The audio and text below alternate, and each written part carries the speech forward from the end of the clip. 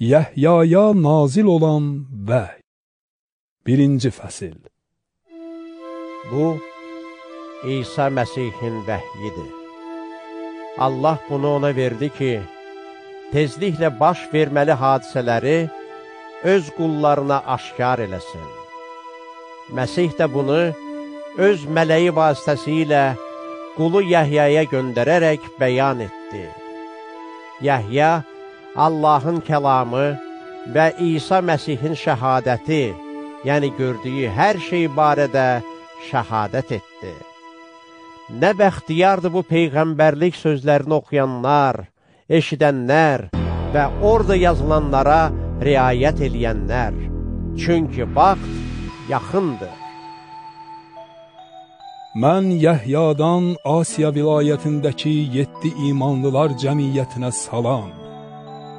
Var olan, var olmuş və gəlməli olandan, onun taxtının önündəki 7 ruhdan, həmçinin ölülər arasından ilk doğulan, yeryüzünün padişahlarının başçısı olan sadiq şahid İsa Məsihdən sizə lütf və sülh olsun.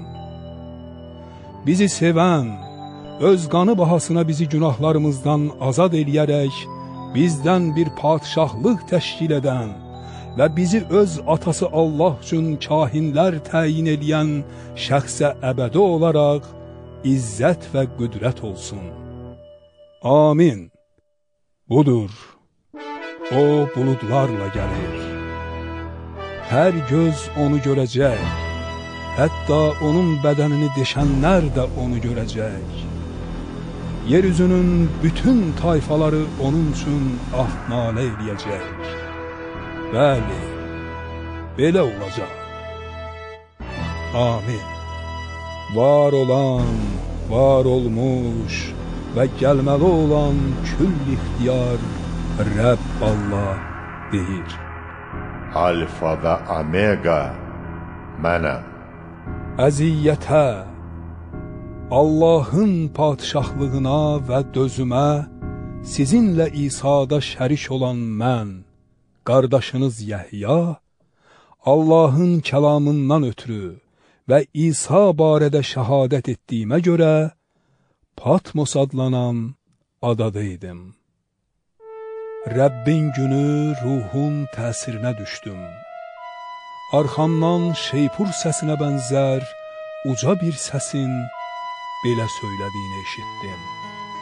Gördüyünü bir kitaba yaz və bunu 7 cəmiyyətə, yəni Efesə, İzmirə, Berqamaya, Tiatiraya, Sarda, Filadelfiyaya və Laodikiyaya göndər.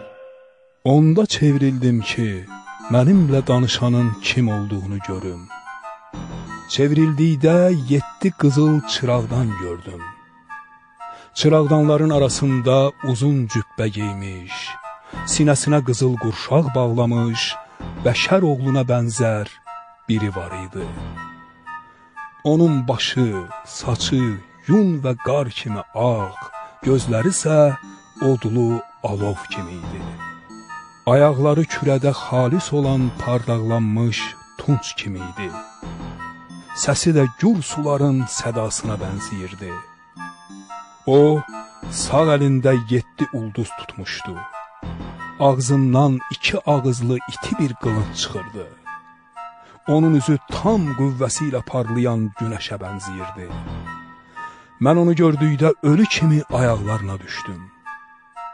O isə sağ əlini mənim üstümə qoyub, dedi. Qorxma, birinci və sonuncu olan, diri olan mənəm. Mən ölmüşdüm, indi isə əbədi olaraq diriyəm. Ölümün və ölülər diyarının açarları məndədir. Beləliklə, öz gördüklərini, indi və bundan sonra baş verəcək hadisələri yaz. Mənim sağ əlimdə gördüyün 7 ulduzun və 7 qızıl çıraqdanın sirrinə gəlincə, 7 ulduz 7 cəmiyyətin mələkləri, 7 çıraqdan da 7 cəmiyyət deməkdir. Vəhy 2-ci fəsil. Efesdə olan cəmiyyətin mələyinə yaz. 7 ulduzu sağ əlində tutan, 7 qızıl çıraqdanın arasında gəzən belə deyir: Sənin əməllərindən, zəhmətindən, dözümündən və şər adamlara dözmədiyindən xəbərdaram. Həvari olmadıqları halda özlərini həvari adlandıranları sınaqdan keçirdin və onların yalançı olduğunu müəyyən etdin. Sən dözümlü oldun. Mənim adım naminə tab gətirdin və yorulmadın. Amma səndən bir şikayətim var. Əvvəlki məhəbbətindən əl çəkmisən. Buna görə də haradan yıxıldığını yadına sal, tövbə et və əvvəl etdiyin işləri gör. Əks təqdirdə tövbə etməsən, yanına gəlib çıraqdanını yerindən götürəcəyəm. Amma yaxşı ki, sən Nikolaçıların əməllərinə nifrət edirsən. Mən də onlara nifrət edirəm. Qulağı olan qoy eşitsin ki, ruh cəmiyyətlərə nə deyir? Qalib gələnə Allahın cənnətində olan həyat ağacından yeməyə imkan verəcəyəm. İzmirdə olan cəmiyyətin mələyinə yaz. 1-ci və sonuncu olan, ölüb yenidən dirilən belə deyir: Sənin əziyyətindən və yoxsulluğundan xəbərdaram. Amma sən zənginsən. Yəhudi olduqlarını iddia edənlərin küfründən də xəbərdaram. Amma onlar yəhudi deyil, şeytan yığıncağıdır. Çəkəcəyin əzabdan heç qorxma. Bax, iblis aranızdan bəzisini zindana atacaq ki, sınaqdan keçəsiniz. Siz 10 gün əziyyət çəkəcəksiniz. Ölüm bahasına olsa da sadiq qal. Mən sənə həyat tacını verəcəyəm. Qulağı olan qoy eşitsin ki, ruh cəmiyyətlərə nə deyir? Qalib gələn ikinci ölümdən heç zərər görməyəcək. Berqamada olan cəmiyyətin mələyinə yaz. 2 ağızlı iti qılıncı olan belə deyir: Gör harada, şeytanın taxtı olan yerdə yaşadığın halda, mənim adıma bağlı qaldığından xəbərdaram. Barəmdə sədaqətlə şəhadət edən, aranızda şeytanın yaşadığı yerdə öldürülən Antipanın günlərində belə mənə olan imanından imtina etmədi. Amma səndən biraz şikayətim var. Aranızda Bilamın təliminə bağlı olanlar var. O balaqı öyrətdi ki, İsrail övladlarını büdrədərək bütlərə təqdim olunan qurbanların ətini yeməyə və əxlaqsızlığa azdırsın. Eləcə də sənin içində Nikolaçıların bu cür təliminə bağlı olanlar var. Buna görə də tövbə et. Yoxsa tezliklə sənin yanına gəlib ağzımdan çıxan qılıncla onlarla döyüşəcəyəm. Qulağı olan qoy eşitsin ki, ruh cəmiyyətlərə nə deyir? Qalib gələnə mən gizli saxlanan mannadan verəcəyəm. Ona bir ağ daş da verəcəyəm ki, üstündə yeni ad yazılıb. Bu adı da daşı alandan başqa heç kəs bilmir. Tiatirada olan cəmiyyətin mələyinə yaz. Gözləri odlu alova, ayaqları da pardaqlanmış tunca bənzəyən Allah oğlu belə deyir: Sənin əməllərindən, məhəbbətindən, imanından, xidmətindən və dözümündən xəbərdaram. Son işlərində əvvəlkilərdən daha çoxdur. Amma səndən şikayətim var.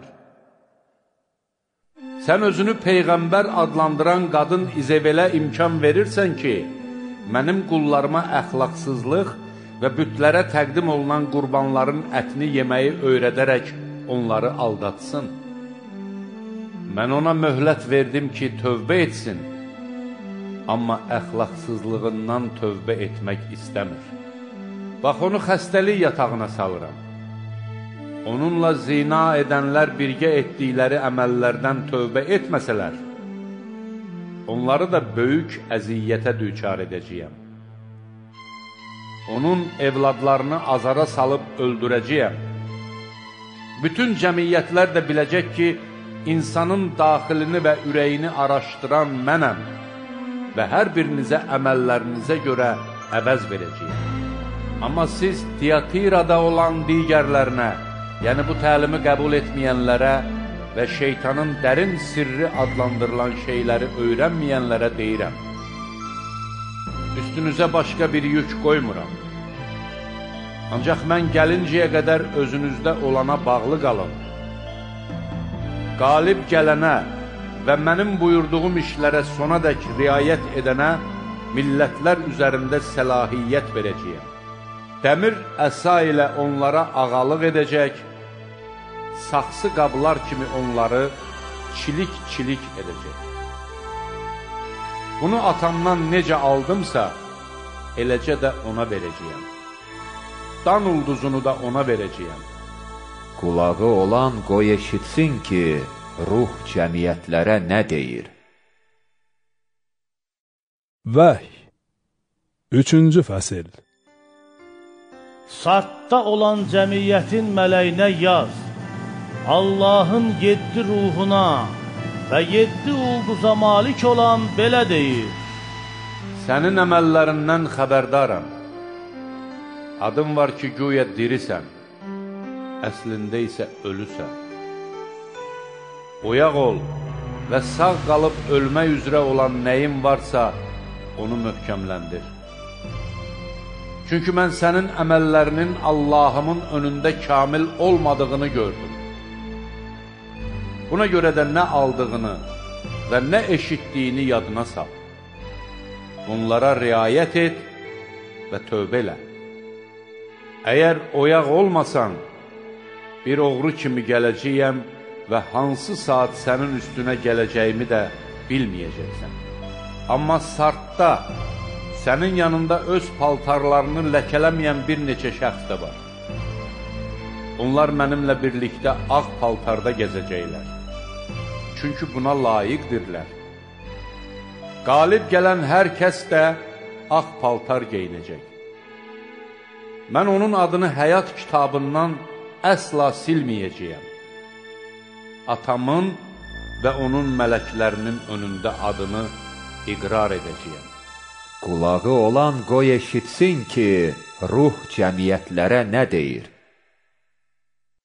Filadelfiyada olan cəmiyyətin mələyinə yaz.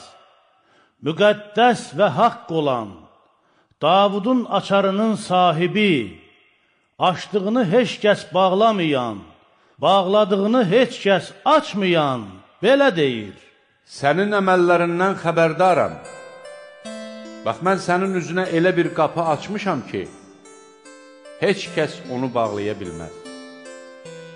Gücün az olduğu halda mənim sözümə riayət etmisən və mənim adımdan imtina etməmisən. İndi isə şeytan yığıncağından olub, Yəhudi olmadıqları halda özlərini Yəhudi adlandıran yalançıları məcbur edəcəyəm ki, gəlib sənin ayaqlarına düşsünlər və mənim səni sevdiyimi bilsinlər. Dözüm göstərərək mənim sözümə riayət etmisən. Buna görə mən də səni yer üzündə yaşayanları sınamaq üçün bütün dünyanın üzərinə gələcək sınaq zamanından qoruyub saxlayacağam. Tezliklə gəlirəm. Nəyin varsa ona bağlı qal ki, heç kəs tacını götürməsin. Qalib gələni Allahımın məbədinə sütun qoyacağam və bir daha oranı tərk etməyəcək.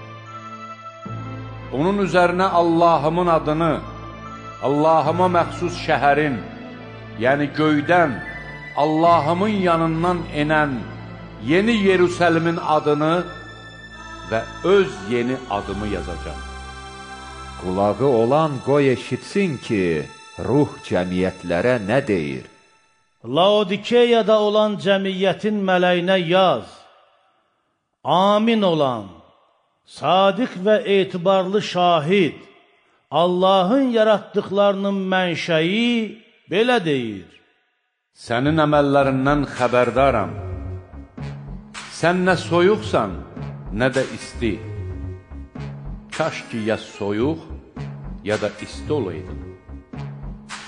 İndi ki, nə isti, nə də soyuq olub ilıq,san, səni ağzımdan qaytaracam.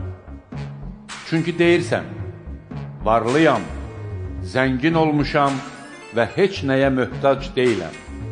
Amma bilmirsən ki, zəlil, yazıq, yoxsul, kör və çılpaqsan. Sənə məsləhət görürəm ki, zəngin olmaq üçün məndən od içində xalis olan qızıl alasan, həmçinin geyinib çılpaqlığının ayıbını açmamaq üçün ağ paltar alasan, gözlərinə sürtüb görmək üçün də göz məlhəmi alasan. Mən kimi sevirəm, onu məzəmmət və tərbiyə edirəm. Buna görə də qeyrətə gəl və tövbə et.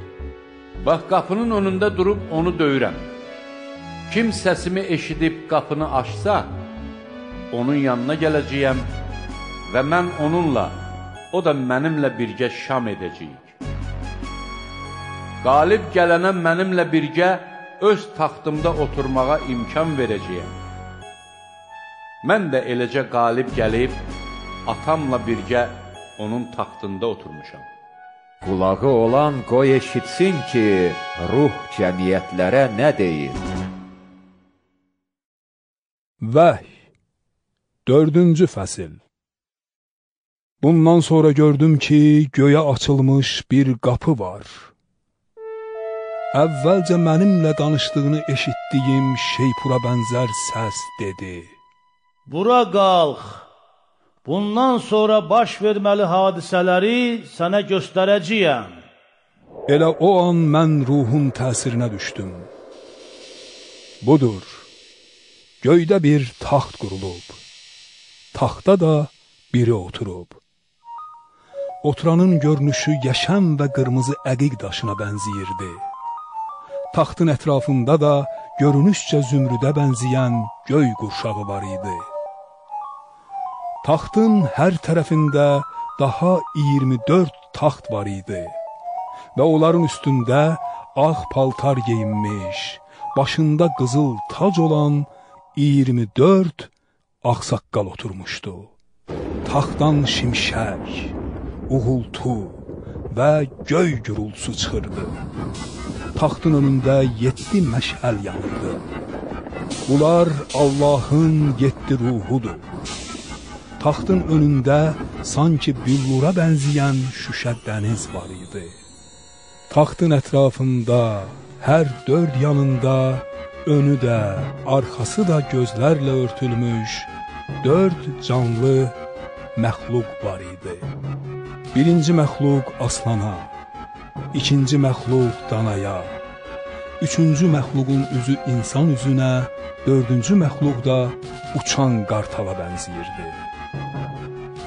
Bu 4 məxluqdan hər birinin 6 qanadı var idi.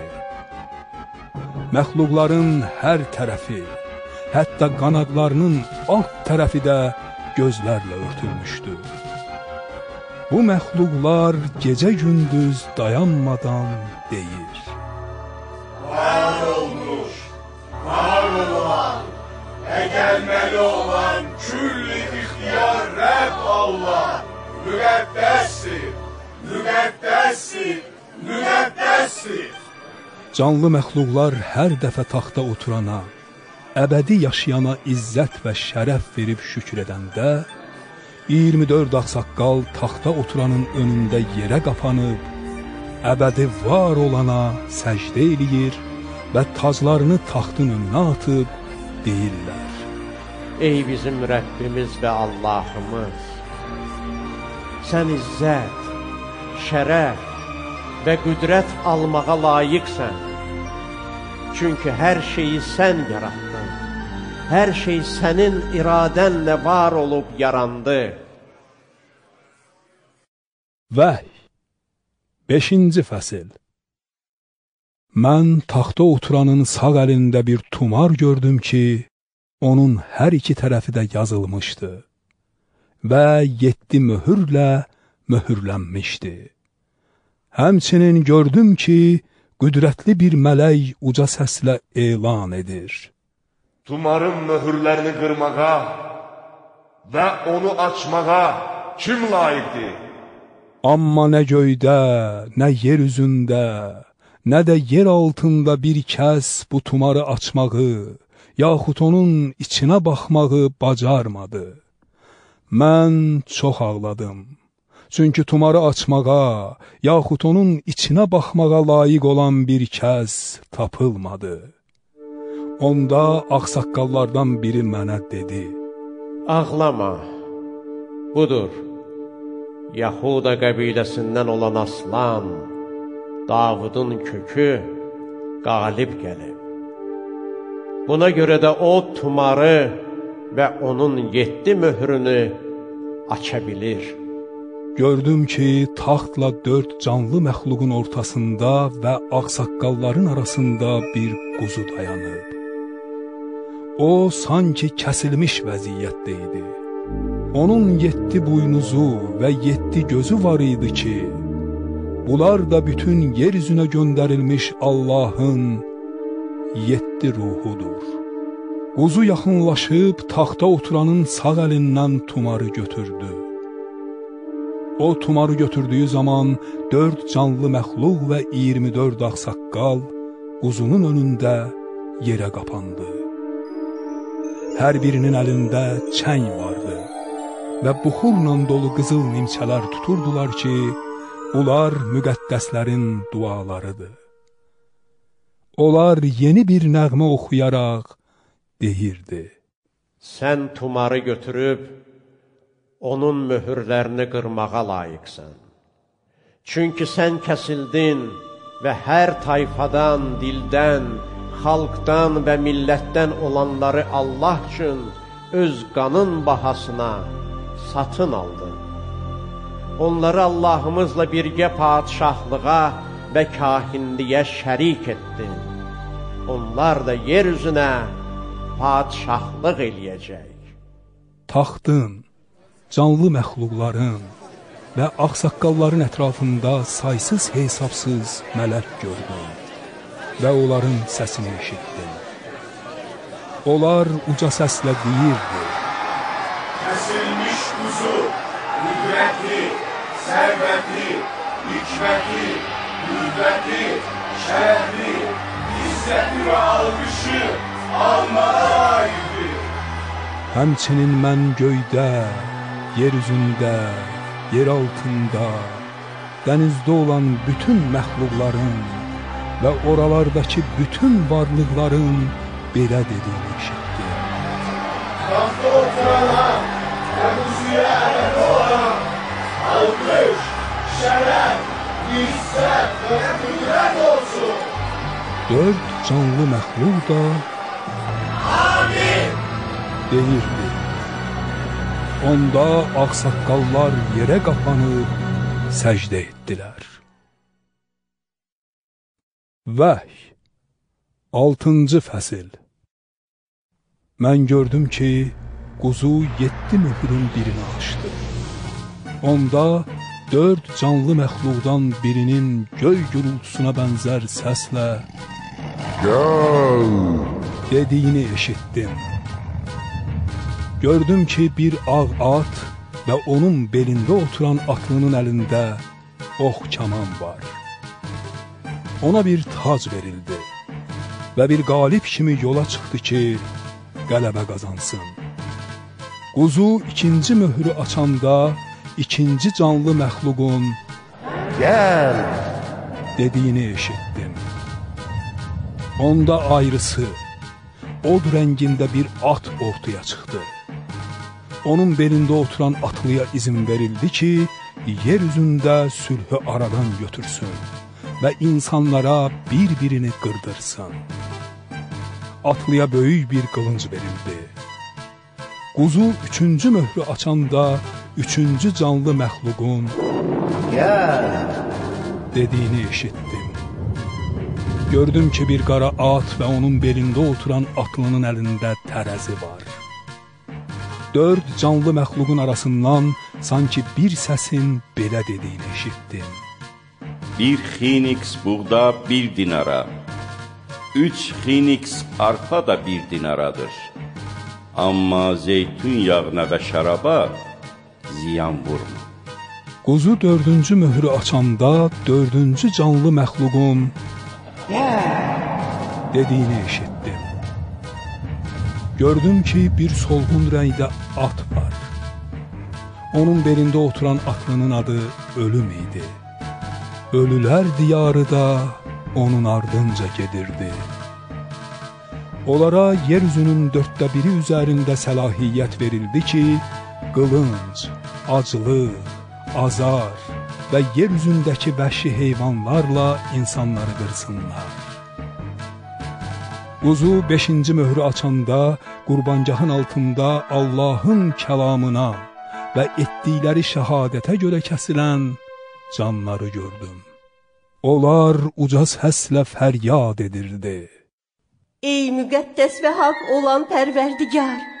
Nə vaxta kimi mühakimə eləməyib, yeryüzündə yaşayanlardan qanımızın qisasını almayacaqsan? Onda hər birinə ağ xalat verilib deyildi ki, özləri ilə birgə qulluq eləyən, onlar kimi öldürüləcək bacı qardaşlarının sayı tamam olana qədər biraz vaxta rahat olsunlar.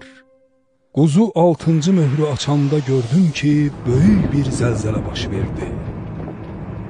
Günəş qıldan toxunan çul kimi qaraldı və ayın rəngi bütünlüklə qan kimi oldu.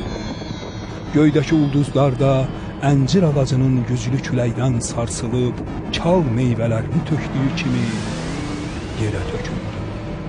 Göydə bükülən tumar kimi çəkilib getdi. Hər dağ və ada yerindən tərpəndi. Onda yeryüzünün padişahları, böyük adamlar, sərkərdələr, varlılar, güclülər, hər qul və azad adam mağaralarda və dağlardakı qayalar arasında gizlənib, dağlara və qayalara dedilər. Üstümüzə qopub düşün və bizi taxtda oturanın üzündən, quzunun qəzəbindən gizlədir. Çünki qəzəblərinin böyük günü gəlib çatdı və ona qarşı kim dura bilər? Vəhy 7-ci fəsil. Bundan sonra mən yeryüzünün 4 küncündə dayanan 4 mələk gördüm. Onlar yeryüzünün 4 küləyini tutmuşdular ki, nə quru, nə dəniz və nə də bir ağac üstünə yeləssin. Gün doğan tərəfdən qalxan başqa bir mələyi də gördüm ki, var olan Allahın möhrünə malik idi. O, uca səslə quruya və dənizə ziyan vurmaq izni verilmiş 4 mələyi çağırıb, dedi: Biz Allahımızın qullarının alnını möhürləyənə qədər quruya, dənizə və ağaclara ziyan vurmayın. Möhürlənmiş şəxslərin sayını da eşitdim. İsrail övladlarının bütün qəbilələrindən 144.000 nəfər möhürlənmişdi. Yəhuda qəbiləsindən 12.000 möhürlənmiş nəfər, Ruven qəbiləsindən 12.000 nəfər, Qad qəbiləsindən 12.000 nəfər, Aşer qəbiləsindən 12.000 nəfər, Naftali qəbiləsindən 12.000 nəfər, Menaşşe qəbiləsindən 12.000 nəfər, Şimeon qəbiləsindən 12.000 nəfər, Levi qəbiləsindən 12.000 nəfər, İssakar qəbiləsindən 12.000 nəfər, Zevulun qəbiləsindən 12.000 nəfər, Yusif qəbiləsindən 12.000 nəfər, Binyamin qəbiləsindən 12.000 möhürlənmiş nəfər. Bundan sonra mən gördüm ki, hər millətdən, hər tayfadan, hər xalqdan və hər dildən olan, heç kəsin saya bilməyəcəyi böyük bir kütlə taxtın və quzunun önündə dayanıb. Onlar ağ xalat geyinib, əllərində xurma budaqları tutublar. Uca səslə nida eləyirdilər. Xilas! taxta oturan Allahımıza və quzuya məxsusdur. Bütün mələklər də taxtın, ağsaqqalların və 4 canlı məxluqun ətrafında dayanmışdı. Onlar taxtın önündə üz üstə yerə qapanaraq Allaha səcdə edib dedilər: Amin.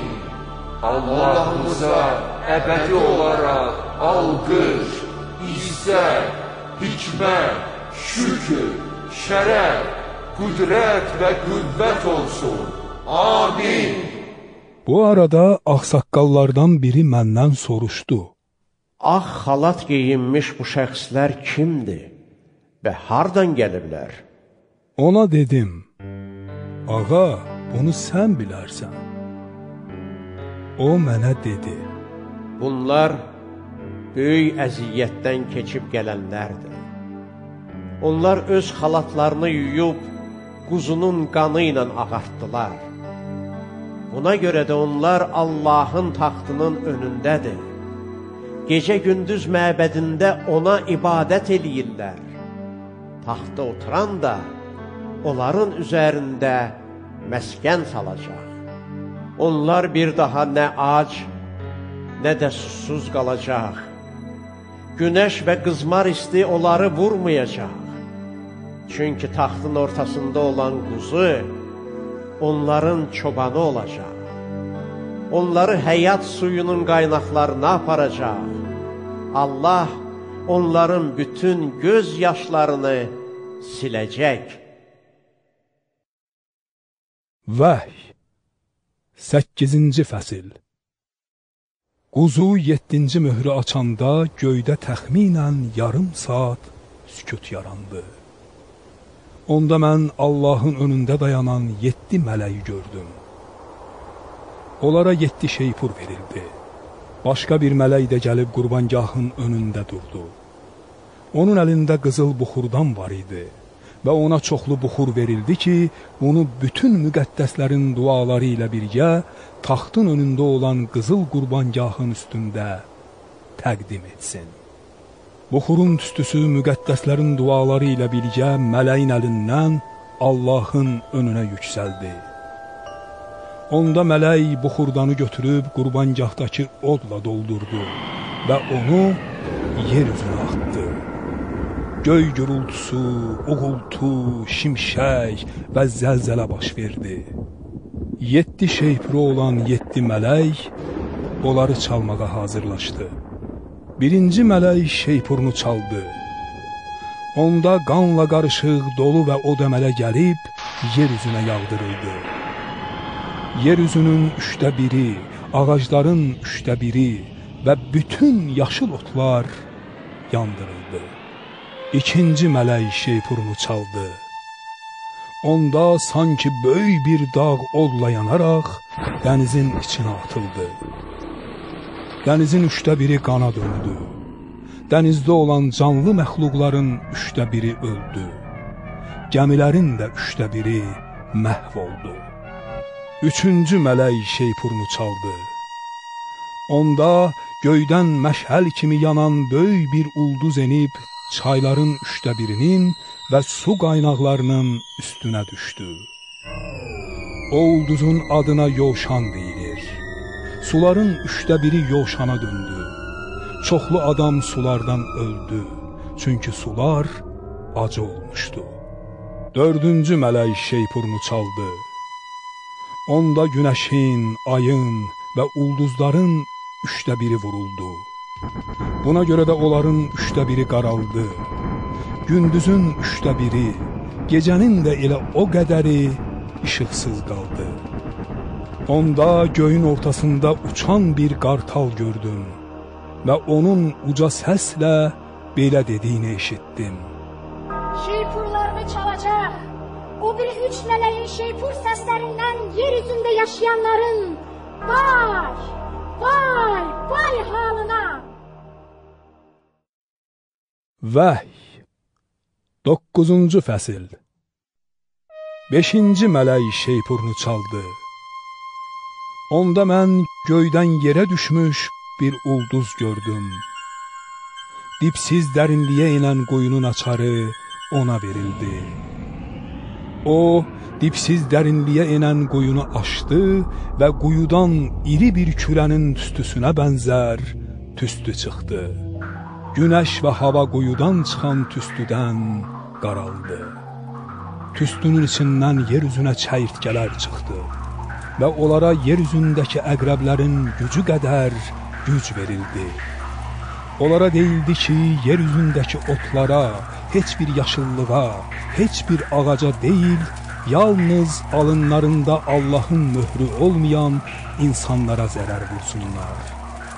Onlara izin verildi ki, insanları öldürmədən onlara 5 ay işgəncə versinlər. Onların verdiyi işgəncə əqrəbin insanı sancdığı zaman olan işgənciyə bənzəyir.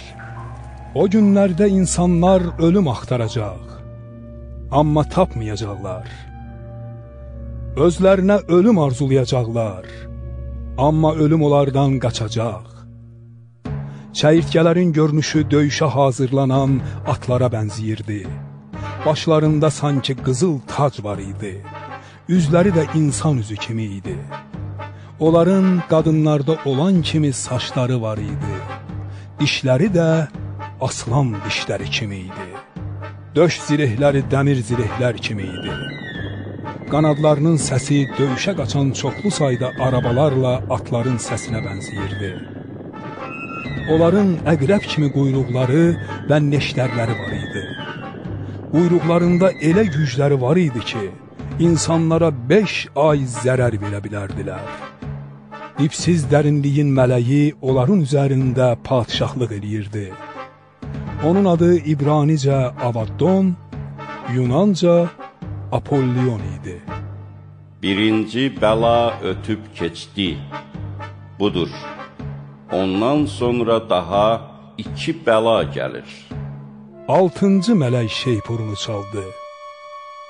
Onda mən Allahın önündəki qızıl qurbangahın 4 buynuzundan gələn bir səs eşitdim. Bu səs şeypuru olan 6-cı mələyə deyirdi.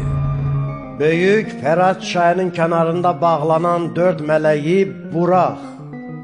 Həmin o saat, o gün, o ay və o il üçün hazırlanmış 4 mələk buraxıldı ki, insanların 1/3-ünü öldürsün. Atlı qoşunların sayı 200 milyon idi. Mən onların sayını eşitdim. Mən görüntüdə atları və onların belində oturan atlıları bu cür gördüm. Onların ot, tünd göy və kükürt rəngində döş zirehləri vardı. Atların başı aslan başı kimi idi və ağızlarından ot, tüstü və kükürt çıxırdı. Bu 3 bəladan, yəni onların ağzından çıxan ot, tüstü və kükürtdən insanların 1/3 həlak oldu. Çünki atların gücü onların ağzında və quyruğundadır. Onların quyruğu başı olan ilana oxşuyur və atlar bu başlarla da zərər vururlar. Bu bəlalardan həlak olmayıb sağ qalan adamlar öz əlləri ilə düzəltdikləri şeylərdən dönüb tövbə etmədilər. Cinlərə və görməyə, eşitməyə, yeriməyə qadir olmayan qızıl, gümüş, tunc, daş, taxta bütlərə səcdə eləməkdən əl çəkmədilər. Həmçinin onlar nə qatilliklərindən, nə sehirbazlıqlarından, nə əxlaqsızlıqlarından, nə də oğurluqlarından tövbə etdilər. Vəhy 10-cu fəsil. Mən göydən inən başqa bir güclü mələk gördüm. O buluda bürünmüşdü və başının üstündə göy qurşağı var idi. Üzü günəşə, ayaqları da od sütununa bənziyirdi. Əlində açılmış kiçik bir tumar var idi. O, sağ ayağını dənizin üstünə, sol ayağını isə quruya qoydu. Aslan nəriltisinə bənzər uca səslə nida etdi. O nida edəndə 7 göy gürültüsü öz səsi ilə danışdı. 7 göy gürültüsü danışdığı zaman mən yazmağa hazırlaşırdım ki, göydən danışan bir səs eşitdim. 7 göy gürültüsünün söylədiklərini möhürlü saxla, onları yazma. Onda dənizdə və quruda dayandığını gördüyüm mələk, sağ əlini göyə tərəf qaldırıb, əbədi var olanın, göyü və ordakıları, yeri və ordakıları, dənizi və ordakıları yaradanın adına and içərək, dedi. Daha möhlət verilməyəcək. Amma 7-ci mələyin şeypur çalacağı günlər, Allahın sirli niyyəti, qulları olan peyğəmbərlərə açdığı kimi tam yerinə yetəcək. Göydən eşitdiyim səs yenə də mənimlə danışıb, belə dedi. Get, dənizdə və quruda dayanan mələyin əlindəki açılmış kiçik tumarı götür. Mən də mələyin yanına gedib ona dedim ki, kiçik tumarı mənə versin. O mənə dedi, onu götür ye, o sənin mədəndə acı, ağzında isə bal kimi şirin olacaq. Mən tumarı mələyin əlindən götürüb yedim. O ağzımda bal kimi şirin idi. Amma onu yeyəndən sonra mədəmdə acılıq oldu. Mənə belə də deyildi. Sən gərək yenə də çoxlu xalq, millət, dil və padşah barədə peyğəmbərlik eləyəsən. Vəhy 11-ci fəsil. Mənə əsaya oxşayan bir qamış verildi və mənə deyildi. Qalx Allahın məbədini, qurbangahı ölç və orada səcdə eləyənləri say. Amma məbədin bayır həyətini nəzərə alma və oranı ölçmə. Çünki ora başqa millətlərə verildi və onlar müqəddəs şəhəri 42 ay tapdaq edəcək. Öz 2 şahidimi göndərəcəyəm ki, çula bürünərək, həmin 1260 gün ərzində peyğəmbərlik etsinlər. Bunlar yeryüzünün sahibinin önündə dayanan 2 zeytun ağacı və 2 çıraqdandır. Əgər kimsə onlara zərər vurmaq istəsə, ağızlarından od çıxıb düşmənlərini yandırıb yaxar. Beləcə onlara zərər vurmaq istəyən hər kəs bu cür öldürülməlidir. Onların göyü bağlamağa ixtiyarı var ki, peyğəmbərlik etdikləri günlər yağış yağmasın.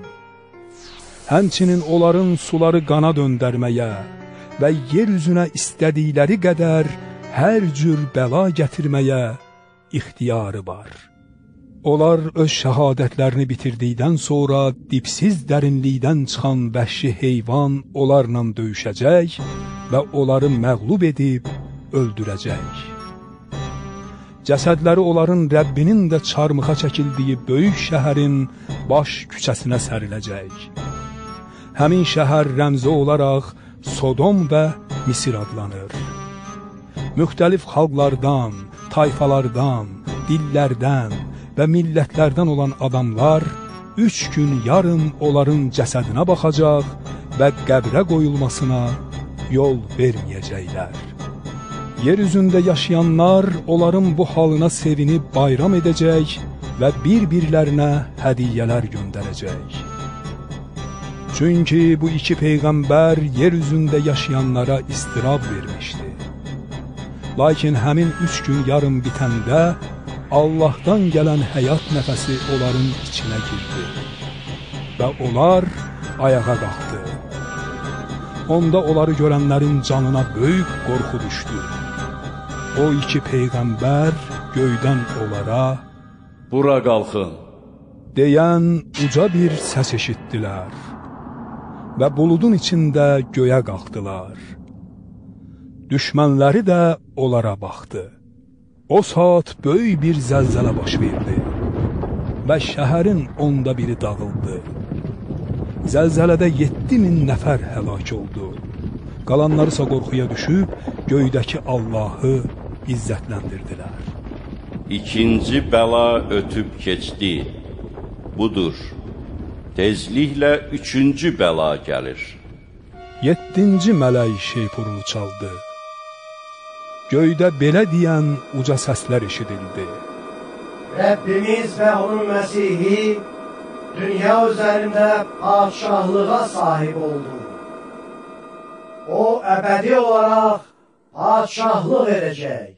Onda Allahın önündə öz taxtlarında oturan 24 ağsaqqal üz üstə yerə qapanıb Allaha səcdə edərək dedi: Ey var olan, var olmuş külli ixtiyar Rəbb Allah, sənə şükr edirik.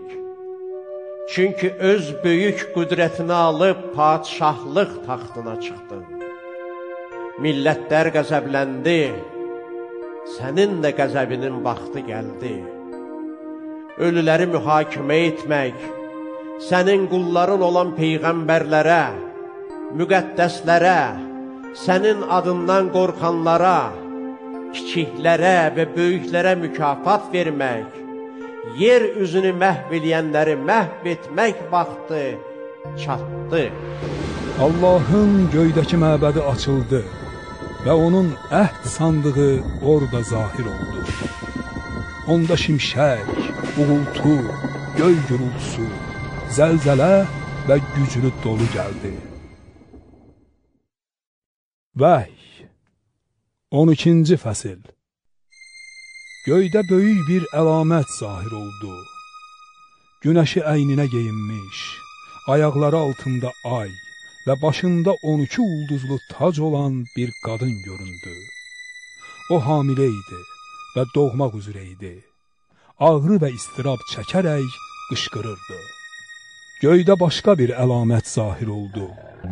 7 başlı, 10 buynuzlu, başlarının üstündə də 7 kiçik tac olan böyük və od rəngində əjdaha göründü. Onun quyruğu göy ulduzlarının 1/3-ni süpürüb yer üzünə atdı. Əjdaha doğmağa hazırlaşan qadının önündə dayandı ki, qadın doğan kimi onun uşağını udsun. Qadın bir oğlan uşağı doğdu ki, dəmir əsa ilə bütün millətlərə ağalıq edəcək. Bu uşaq Allahın və onun taxtının yanına qapılıb götürüldü. Qadınsa çölə qaçdı. Orada onun 1260 gün bəslənməsi üçün Allah tərəfindən hazırlanmış yeri var. Göydə döyüş oldu. Mikail və onun mələkləri əjdaha ilə döyüşdü. Əjdaha və onun mələkləri də onlarla döyüşdü. Amma gücləri çatmadı. Göydə artıq onlara yer qalmadı.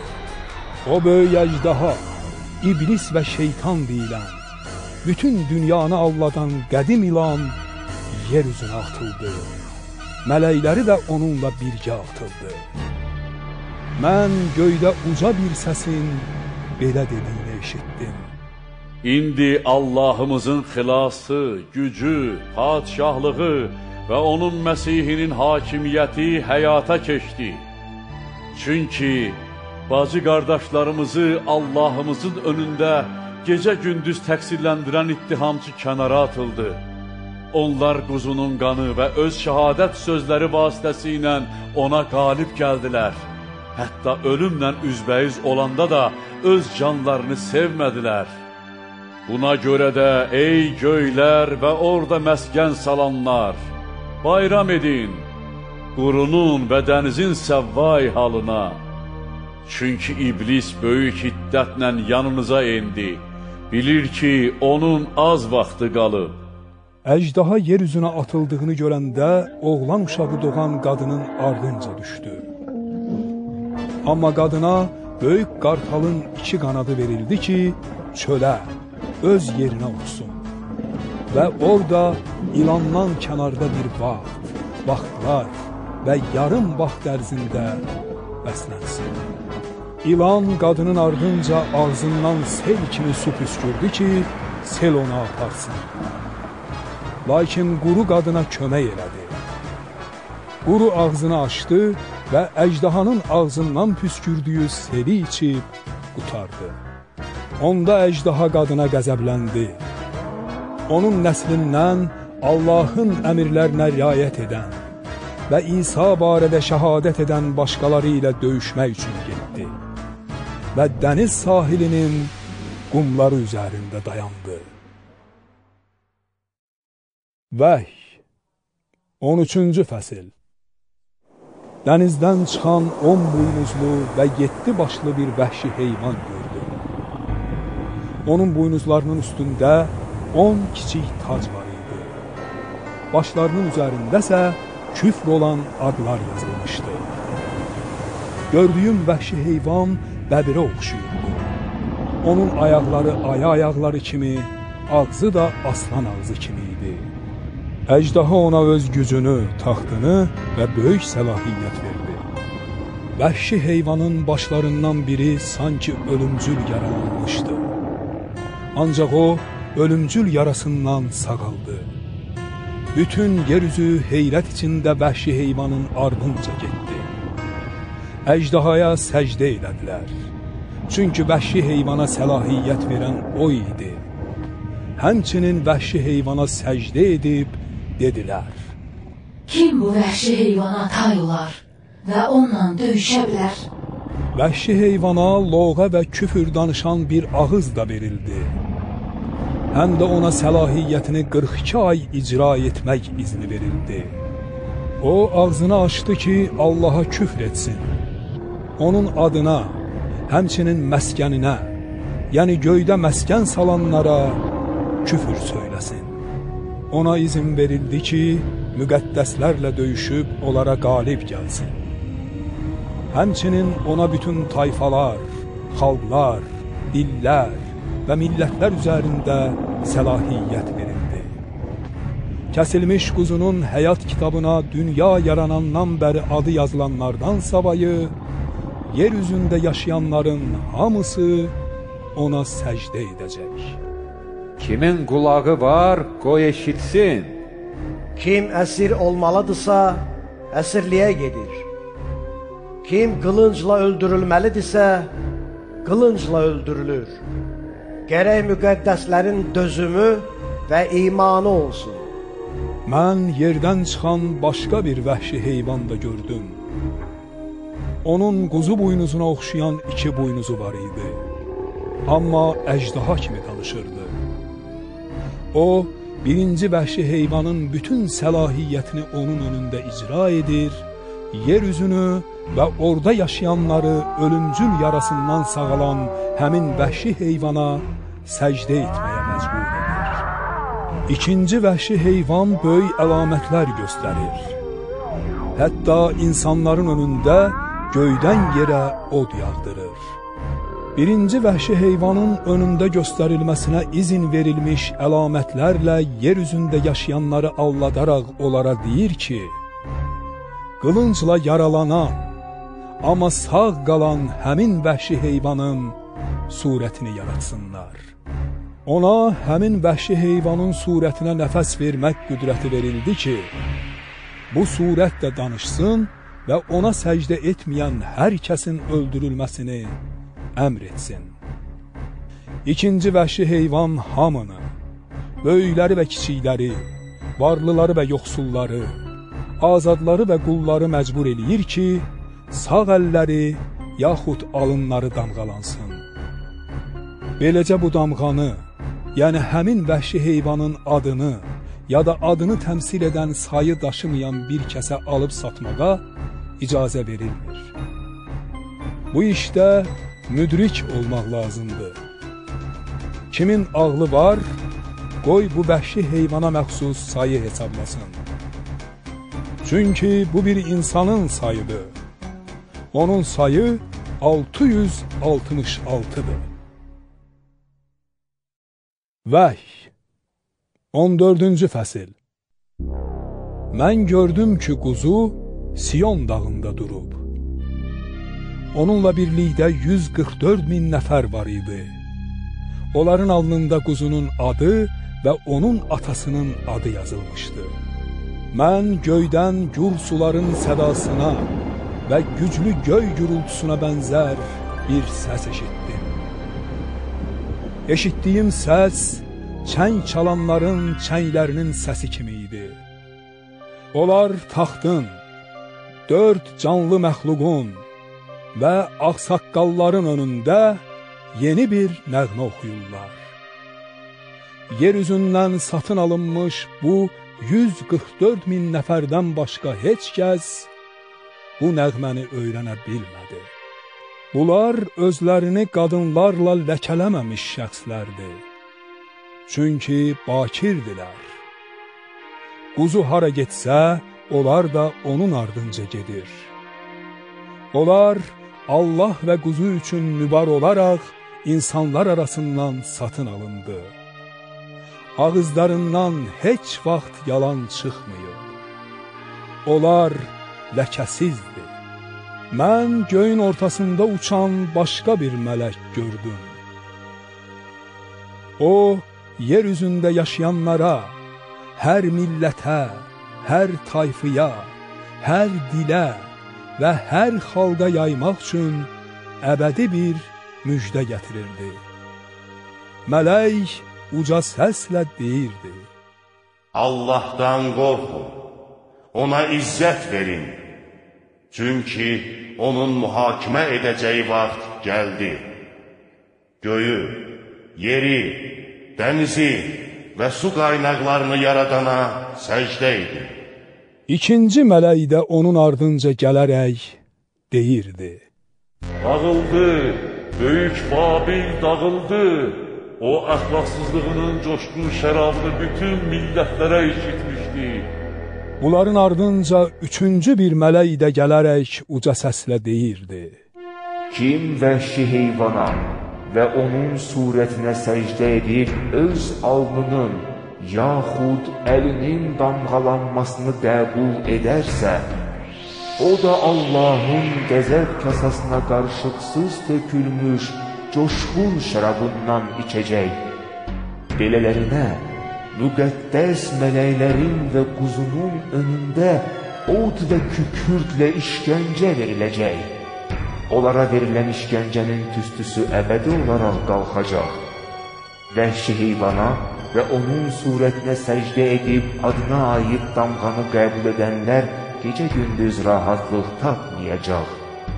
Allahın əmrlərinə riayət edən və İsa'nın imanına sadiq qalan müqəddəslərin gərək dözümü olsun. Onda göydən belə deyən bir səs eşitdim: Yaz, bundan sonra Rəbdə ölənlər nə bəxtiyardır. Ruh deyir: Bəli, onlar zəhmətlərindən ayrılıb rahatlıq tapacaqlar. Çünki əməllərinin nəticəsi onların ardınca gedir. Mən gördüm ki, ağ bir bulud var və buludun üstündə bəşər oğluna bənzər biri oturub. Onun başında qızıl tac və əlində iti oraq var idi. Başqa bir mələk də məbəddən çıxıb, buludun üstündə oturana uca səslə dedi: Orağını işə sal və biç. Çünki yer üzündəki əkin yetişdiyi üçün biçim zamanı gəldi. Onda buludun üstündə oturan öz orağını yer üzünə saldı və yer üzü biçildi. Başqa bir mələk də göydəki məbəddən çıxdı. Onun əlində də iti oraq var idi. O dişinə məsul olan başqa bir mələk də qurbangahdan çıxıb, iti orağı olan mələyə uca səslə nida etdi: İti orağını işə sal və yer üzündəki üzüm tənəyindən salxımları kəs, yığ. Çünki üzümləri yetişib. Mələk orağını yer üzünə salaraq, yerdəki üzüm tənəyindən üzümləri kəsib yığdı və Allah hiddətinin böyük üzüm sıxanına atdı. Üzümlər şəhərdən kənarda olan üzüm sıxanda tapdalandı. Üzüm sıxandan qan çıxdı və at yüyənlərinə qədər qalxaraq 1600 stadiyə bərabər məsafəyə axdı. Vəhy 15-ci fəsil. Mən göydə başqa bir böyük və heyrətli əlamət, 7 bəlanı gətirən 7 mələk gördüm. Bunlar son bəlalardır. Çünki Allahın hiddəti bunlarla tamamlanırdı. Sanki odla qarışıq şüşədən olan bir dəniz gördüm. Vəhşi heyvana, onun surətinə və adına aid saya qalib gələnlər əllərində Allahın verdiyi çənglərlə şüşə dənizin üstündə durub. Onlar Allahın qulu Musanın nəğməsini və quzunun nəğməsini oxuyaraq deyir: Ey külli ixtiyar Rəbb Allah, sənin işlərin böyük və heyrətlidir. Ey millətlərin padşahı, sənin yolların ədalətli və həqiqidir. Ya Rəbb, kim səndən qorxmaz? Kim sənin adını izzətləndirməz? Çünki yalnız sən müqəddəssən. Bütün millətlər gəlib sənin önündə səcdə edəcək. Çünki sənin ədalətli hökmlərin aşkar oldu. Bundan sonra gördüm ki, göydəki məbəd, yəni şəhadət çadırı açıldı və 7 bəlanı gətirən 7 mələk məbəddən çıxdı. Onlar təmiz və parlaq kətan paltar geyinmiş, sinələrinə qızıl qurşaqlar bağlamışdı. Onda 4 canlı məxluqdan biri 7 mələyə əbədi var olan Allahın hiddəti ilə dolu 7 qızıl nimçə verdi. Məbəd Allahın izzət və qüdrətinə görə tüstü ilə doldu. Beləcə 7 mələyin gətirdiyi 7 bəla tamam olana qədər heç kəs məbədə girə bilmədi. Vəhy 16-cı fəsil. Mən məbəddən 7 mələyə gedin, Allahın hiddətinin 7 nimçəsini yer üzünə boşaldın deyən uca bir səs eşitdim. Birinci mələk gedib öz nimçəsini quruya boşaltdı və vəhşi heyvanın damğasını daşıyan, onun surətinə səcdə edən adamlarda pis və ağrılı yaralar əmələ gəldi. İkinci mələk öz nimçəsini dənizə boşaltdı və dəniz ölünün qanına bənzər qatı qana döndü. Dənizdə olan bütün canlı varlıqlar məhv oldu. Üçüncü mələk öz nimçəsini çaylara və su qaynaqlarına boşaltdı və onlar qana döndü. Onda mən sular mələyinin belə dediyini eşitdim: Ey var olan, var olmuş, müqəddəs olan, sən ədalətlisən ki, belə hökm çıxartdın. Çünki müqəddəslərin və peyğəmbərlərin qanını tökdülər. Sən də onlara içmək üçün qan verdin. Onlar buna layiqdir. Qurbangahdan gələn bir səs də eşitdim: Bəli, ey külli ixtiyar Rəbb Allah, sənin hökmlərin həqiqi və ədalətlidir. Dördüncü mələk öz nimçəsini günəşə boşaltdı və ona adamları odla qarsalamaq gücü verildi. Adamları qızmar isti qarsaladı və onlar bu bəlaları idarə edən Allahın adına küfr etdilər. Lakin tövbə edib onu izzətləndirmədilər. Beşinci mələk öz nimçəsini vəhşi heyvanın taxtına boşaltdı və onun padşahlığını qaranlıq bürüdü. Adamlar istirabdan dillərini dişlərinə sıxdılar və öz istirab və yaralarına görə göylərin Allahına küfr etdilər. Lakin öz əməllərindən tövbə etmədilər. Altıncı mələk öz nimçəsini böyük Fərat çayına boşaltdı və onun suyu qurudu ki, gün doğandan gələn padişahlar üçün yol açılsın. Gördüm ki, əjdahanın ağzından, vəhşi heyvanın ağzından və yalançı peyğəmbərin ağzından qurbağaya bənzər 3 natəmiz ruh çıxır.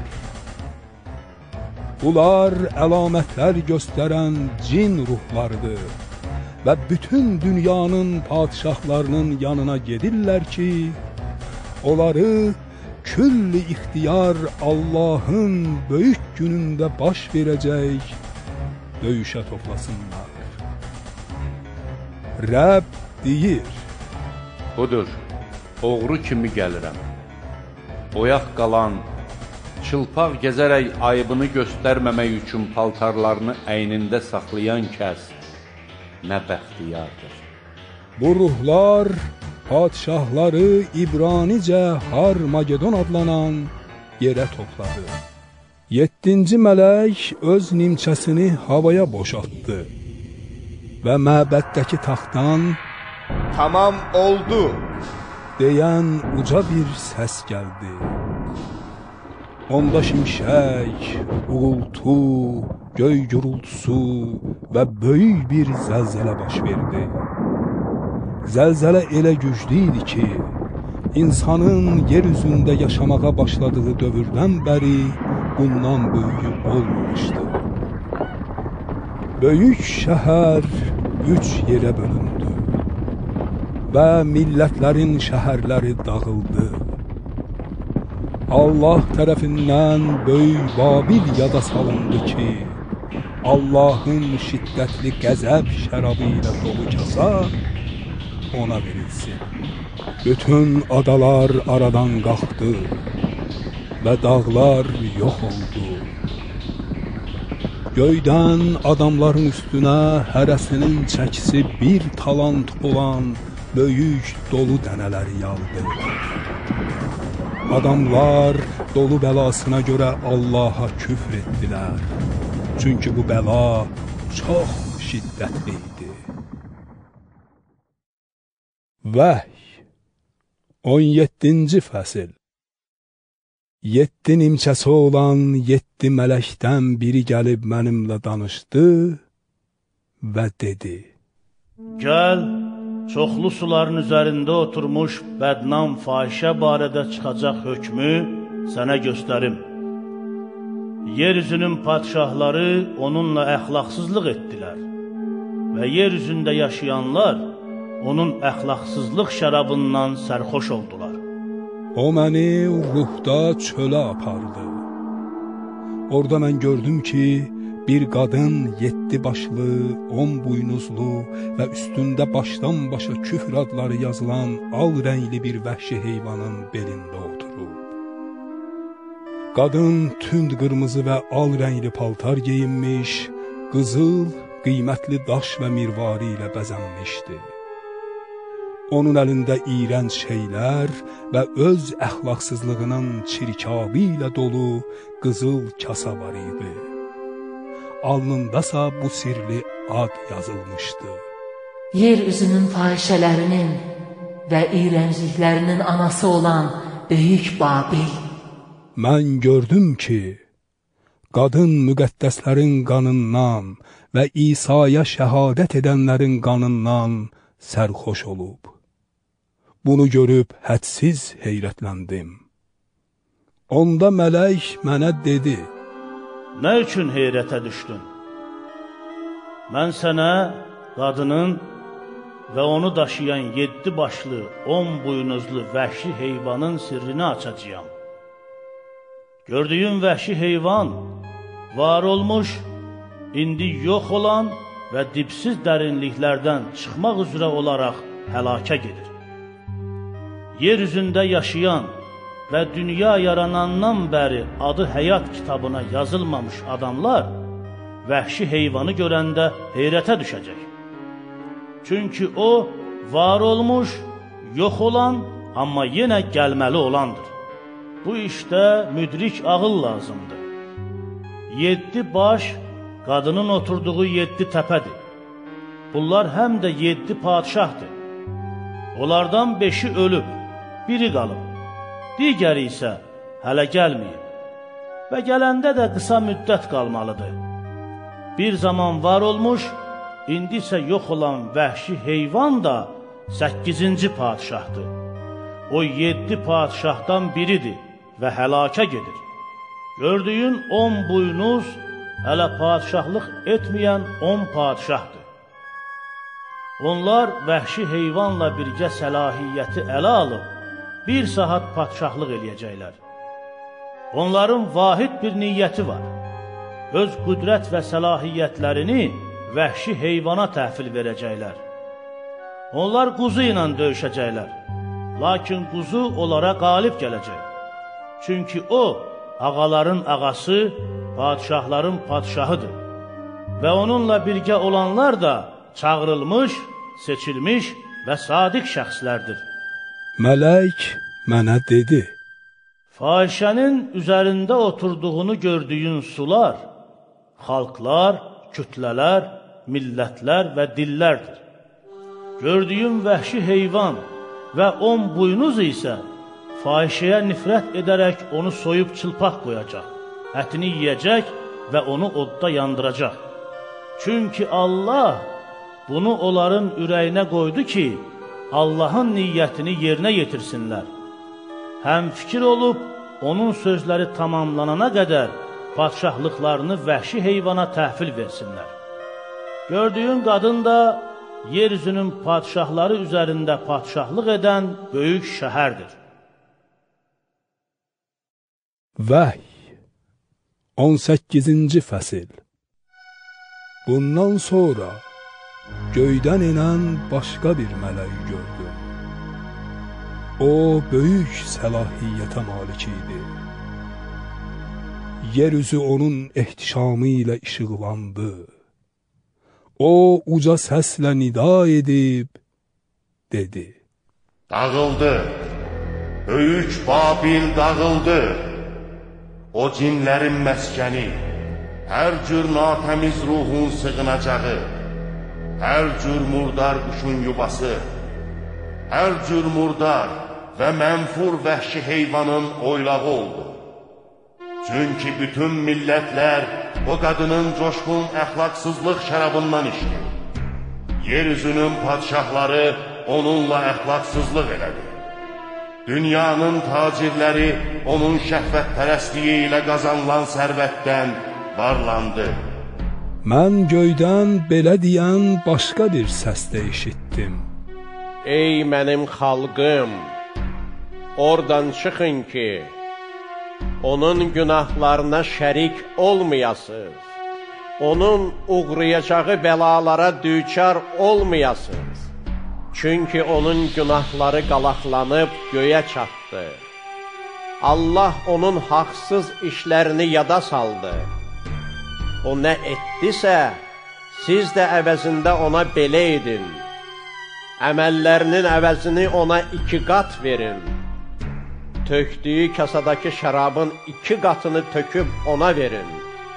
Özünü nə qədər izzətləndirib, şəhvətpərəstlik içində yaşadısa, ona o qədər də işgəncə və yas verin. Çünki ürəyində deyir: Mən mələkə taxtında oturmuşam, dul deyiləm, əsla yas tutmayacağam. Buna görə də bir günün içində onun üstünə bəlalar gələcək. Azara, yasa, aclığa düçar olacaq, odda yandırılacaq. Çünki onu mühakimə edən Rəbb Allah qüdrətlidir.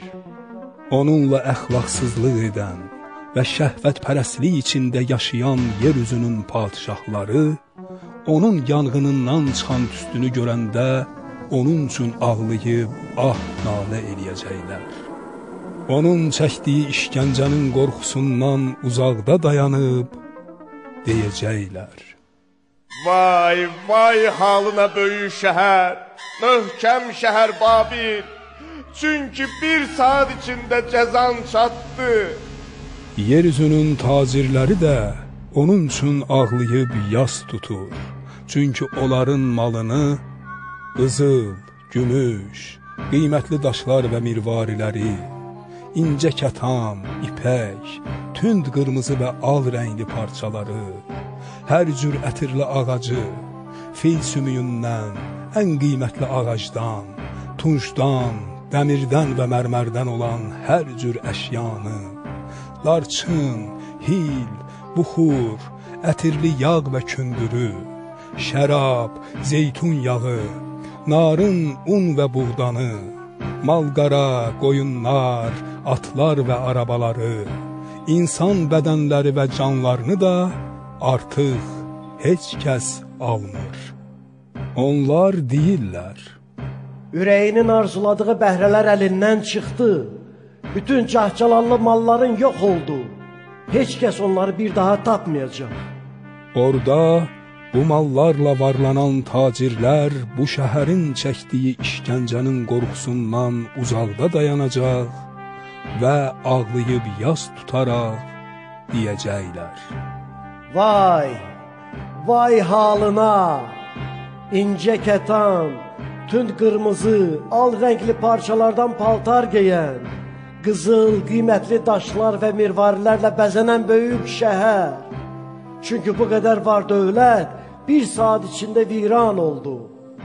Bütün gəmi rəisləri, sərnişinlər, dənizçilər və dənizdə ticarət eləyənlərin hamısı uzaqda dayanaraq, onun yanğınından çıxan tüstüyə baxıb nida eləyirdilər: Hansı şəhər bu böyük şəhərə tay ola bilər? Onlar başlarına toz töküb fəryad edir və ağlayıb yas tutaraq deyirdilər: Vay, vay halına!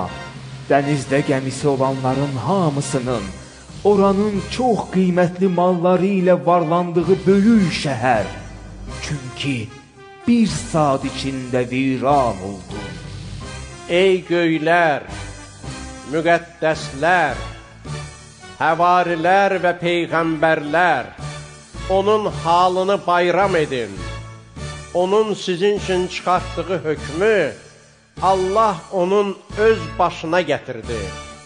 Bir güclü mələk dəyirman daşı boyda böyük bir daşı götürərək dənizə atıb dedi: Böyük şəhər Babil də belə zorakılıqla yıxılacaq, bir daha görünməyəcək. Çəng çalanların, müğənnilərin, tütəy və şeypur çalanların səsi artıq səndən gəlməyəcək. Hər gün sənətlə məşğul olan sənətkar artıq səndə olmayacaq. Dəyirman səsi də artıq səndən gəlməyəcək. Çıraq işığı artıq səndə görünməyəcək. Bəy gəlin sədası artıq səndən gəlməyəcək. Çünki sənin tacirlərin yeryüzünün böyük adamları idi. Bütün millətlər sənin sihirbazlığınla allanmışdı. Peyğəmbərlərin, müqəddəslərin və yeryüzündə kəsilənlərin hamısının qanı o şəhərdə üzə çıxdı. Vəhy 19-cu fəsil. Bundan sonra göydə böyük bir kütlənin səsinə bənzər uca bir səs eşitdim. Onlar deyirdi: Rəbbə həmd edin, xilas, izzət və qüdrət Allahımıza məxsusdur. Çünki onun hökmləri həqiqi və ədalətlidir. O əxlaqsızlığı ilə yeryüzünü azdıran böyük fahişəni mühakimə elədi. Öz qullarının canının qisasını ondan aldı. Onlar dedi: Rəbbə həmd edin. Fahişədən çıxan tüstü əbədi olaraq yüksəlir. Onda 24 ağsaqqal və 4 canlı məxluq yerə qapanaraq taxta oturan Allaha səcdə edib dedi: Amin! Rəbbə həmd edin. Taxtdan da belə bir səs gəldi: Ey onun bütün qulları, böyükdən kiçiyə qədər ondan qorxanlar, Allahımızı mədh edin. Mən böyük bir kütlənin, gür suların və güclü göy gürültüsünün səsinə bənzər bir səs də eşitdim.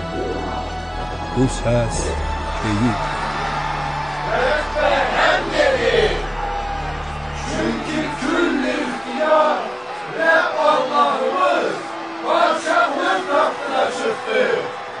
Gəlin sevinir şad olaq, onu izzətləndirək.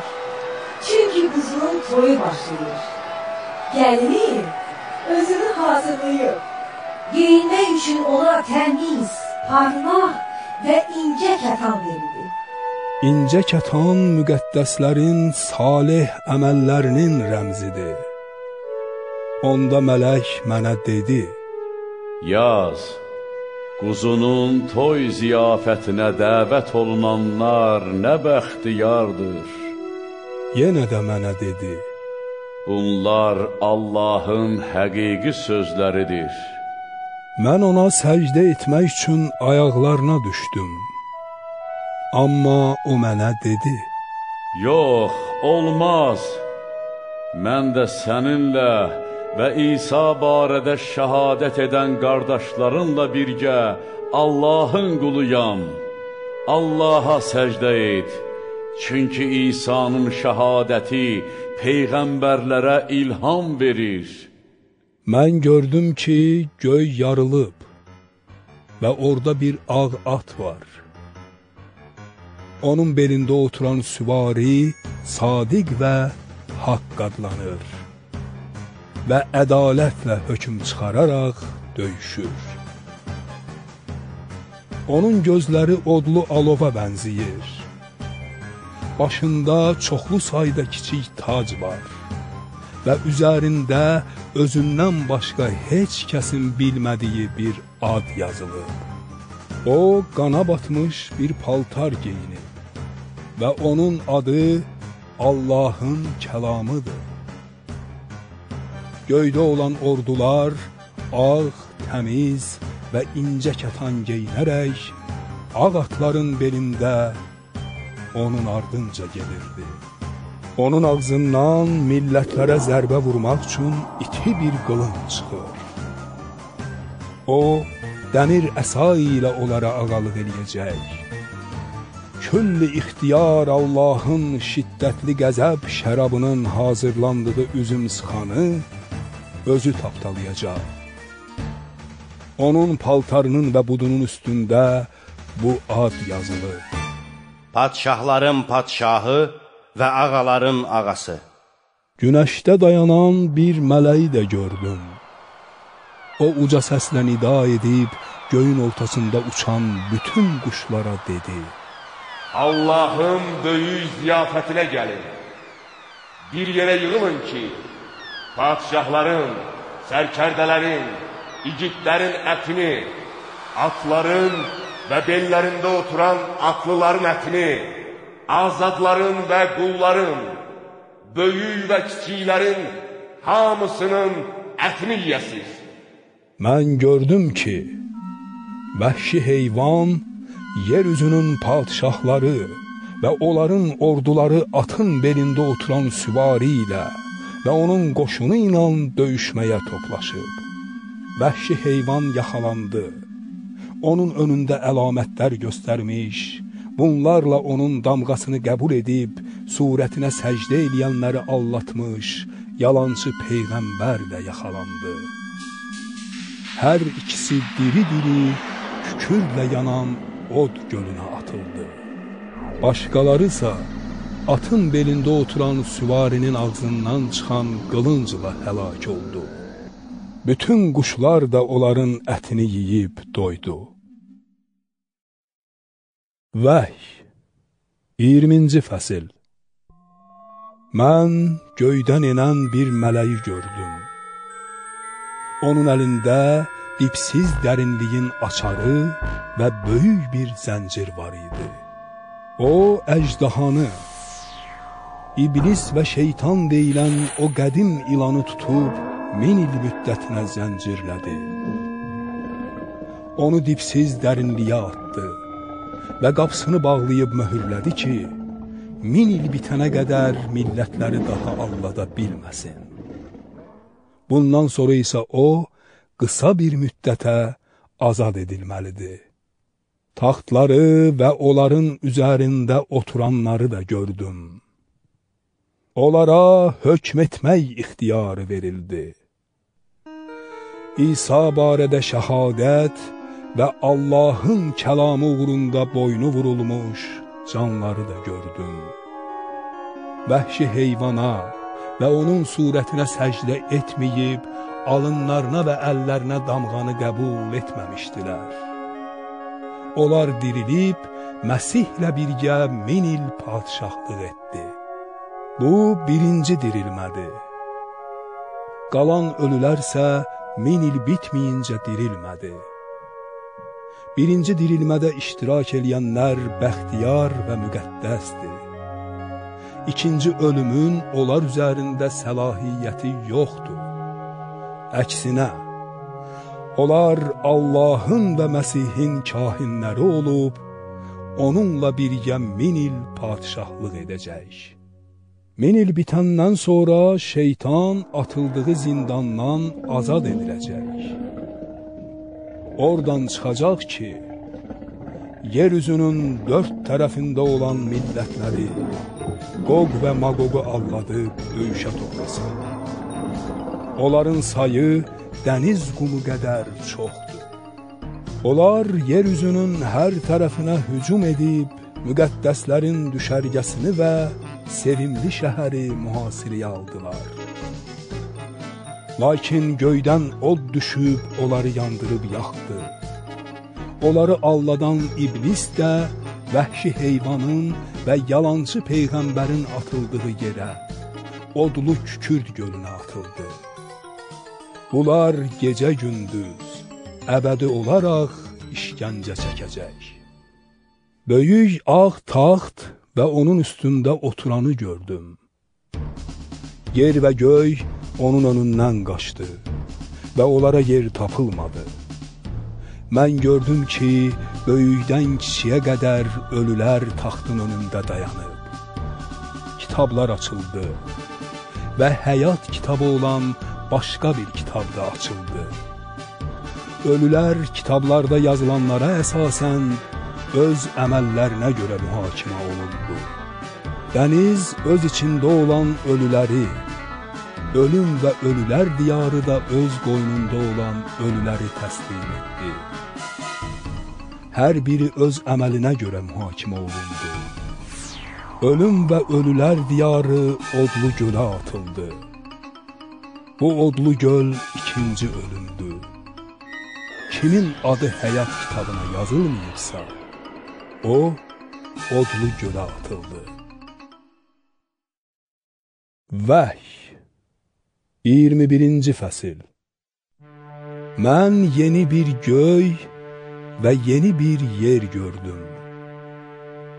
Çünki əvvəlki yerlə əvvəlki göy keçib getmişdi. Dəniz də artıq yox idi.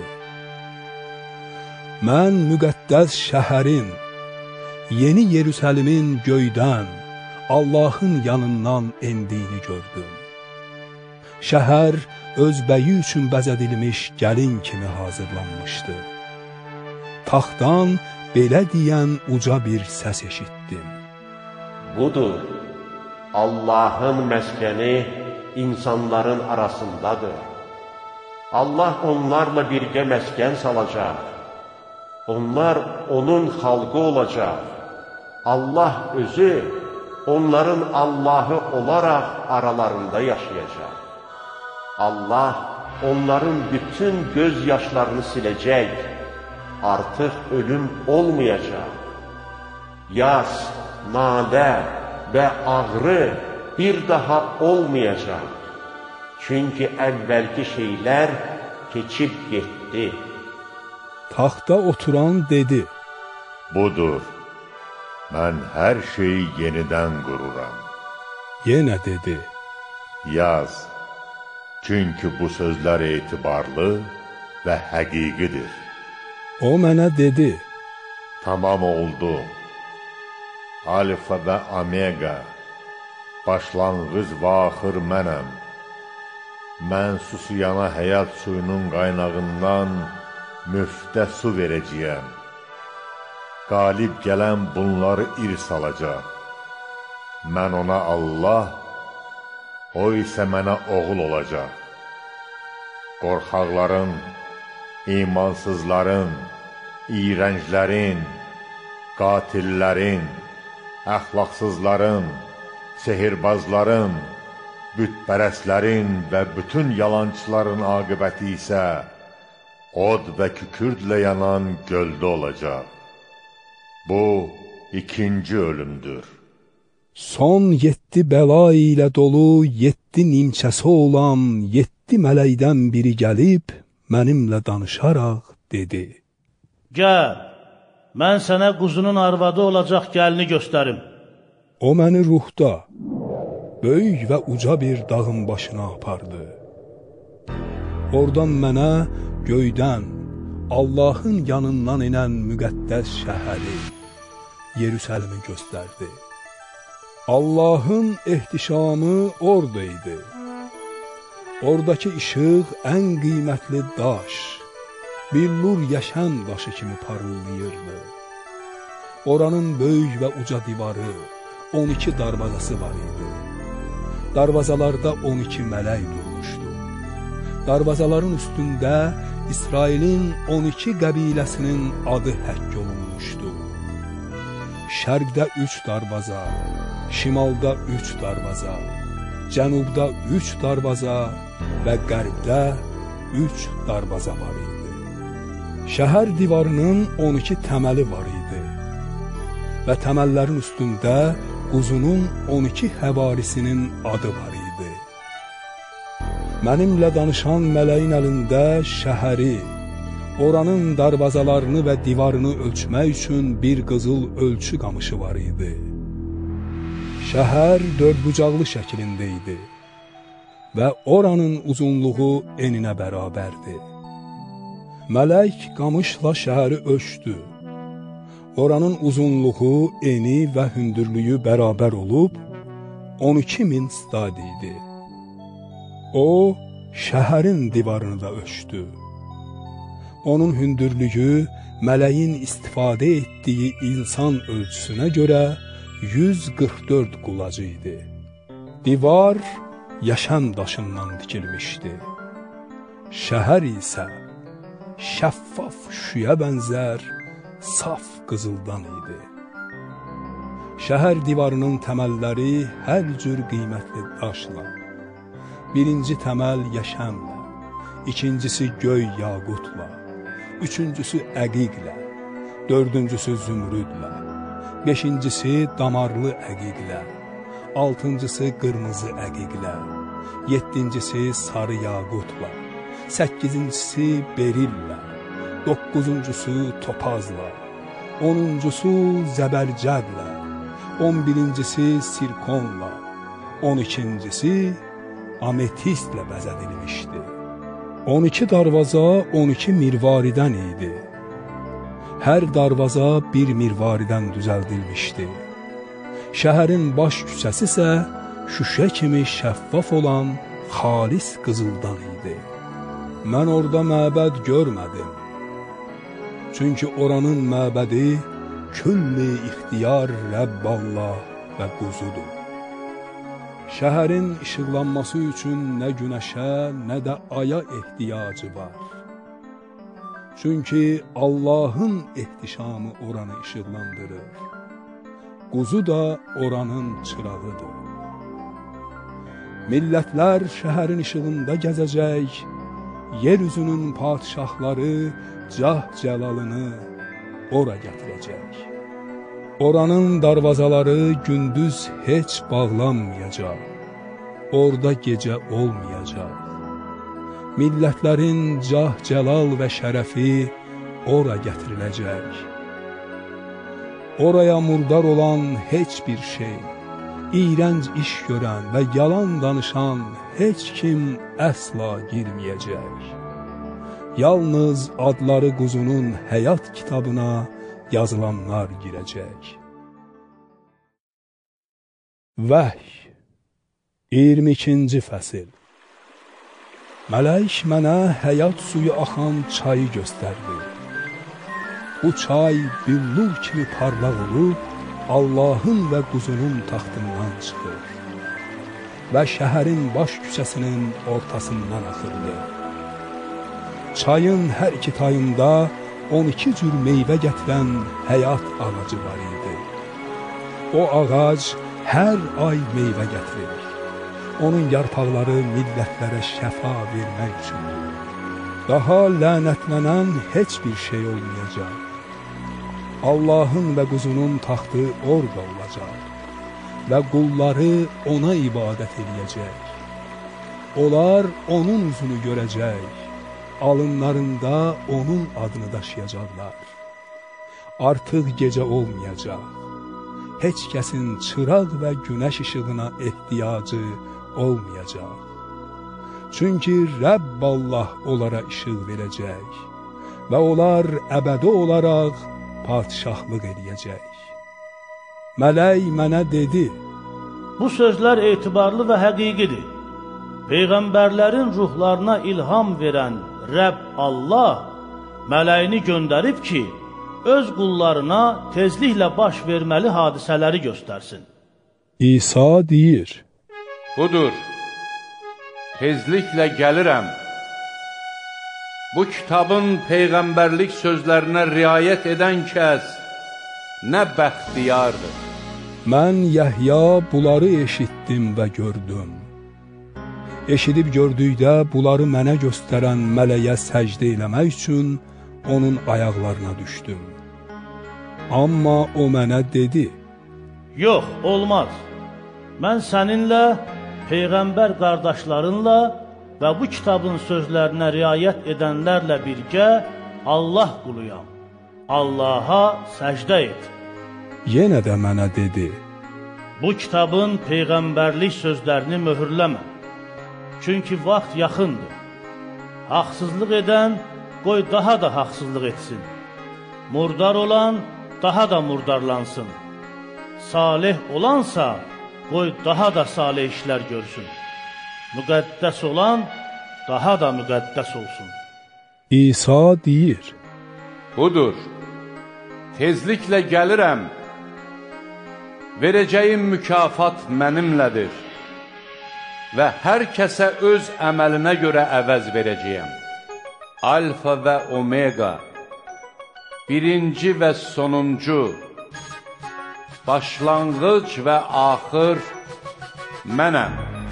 Xalatlarını günahdan təmizləyənlər nə bəxtiyardır.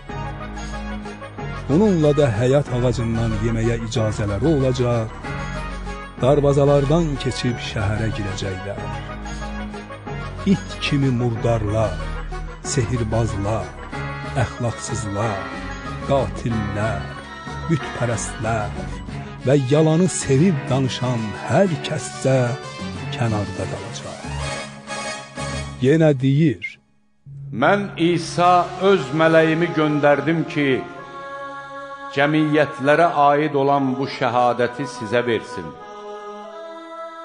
Mən Davudun kökü və nəsli, parlaq dan ulduzuyam. Ruh da gəlinlə deyir: Gəl. Qoy eşidən də desin: Gəl. Susuyan qoy gəlsin, arzu edən həyat suyunu müftə götürsün. Mən bu kitabın peyğəmbərlik sözlərini eşidən hər kəsə xəbərdarlıq edirəm.